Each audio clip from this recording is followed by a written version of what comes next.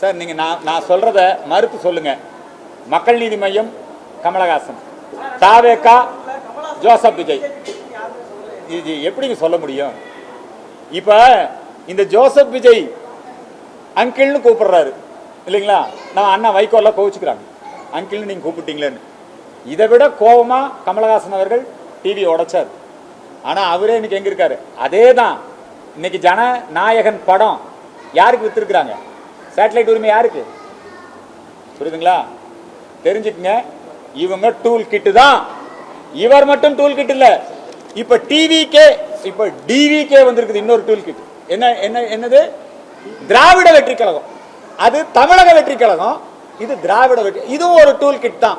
ஆனா அந்த tool kit என்னன்னா திமுக அரசியல் சித்து விளையாட்டு. எல்லாமே வைகோவையும் வச்சுக்குவாங்க, என்னங்க சத்யாவையும் வச்சுக்குவாங்க.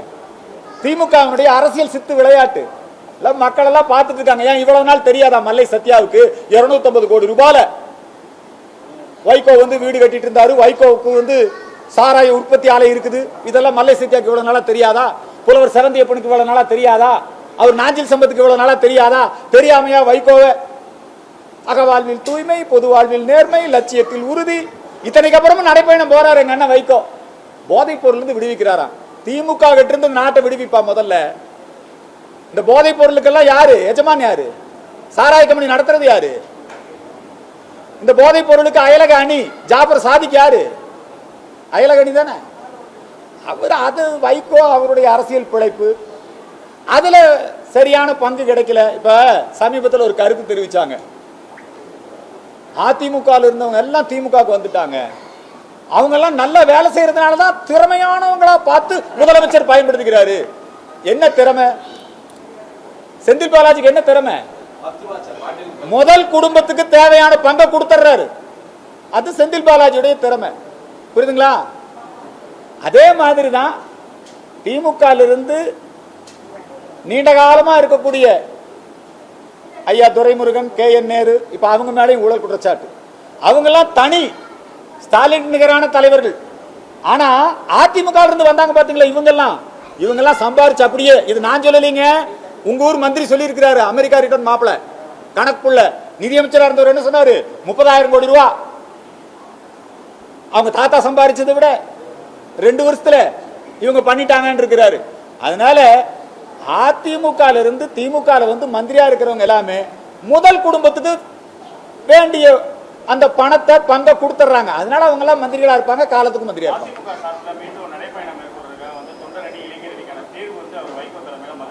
இல்ல வைகோ எல்லாம் இது மாதிரி நிறைய நடைபயணம் நடத்தணும். அவருக்கு என்னுடைய வாழ்த்துக்களை தெரிவிச்சுக்கிறேன்.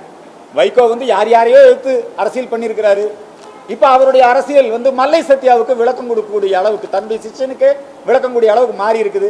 வைகோவை ஏற்கனவே திமுக சிலுவையில் அரைஞ்சிருச்சு. எந்த வைகோ திமுகவை எதிர்த்து, எந்த வைகோ வாரிசு அரசியலை எதிர்த்து வந்தாரோ அந்த வைகோவே இன்னைக்கு எங்க இருக்கிறாரு? திமுக ஒரு MP பதவிக்காக, மகனை MP ஆக்கணுங்கிறதுக்காக இன்னைக்கு அந்த வைகோவை திமுக இருக்கிறாரு. அதனால வைகோ நடைபயணம் செய்ய வேண்டியதுதான். அதாவதுங்க, மதுரை மாநகராட்சி மேயர் இல்லாத மாநகராட்சியா இருக்கிறதுக்கு என்ன காரணம்? திமுக தான் காரணம். உள்ளாட்சி அமைப்புகள்ல எல்லா இடத்துலயும் ஊழல். பல நகராட்சிகள்ல திமுக காரனே, திமுக வார்டு கவுன்சிலரே சேர்ந்து திமுக மேயரையே நீக்கி இருக்கிறாங்க.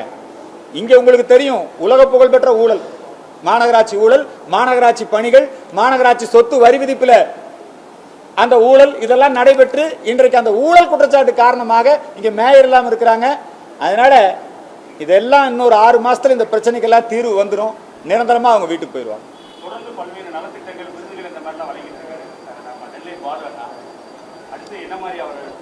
இல்ல அவர் இன்னைக்கு ஒரு மிகப்பெரிய அற்புதமான கோவில் திருப்பணி, மகா பெரியவருக்கு மதுரையிலே திருக்கோயில் திருப்பணியை செய்து கொண்டிருக்கிறார்.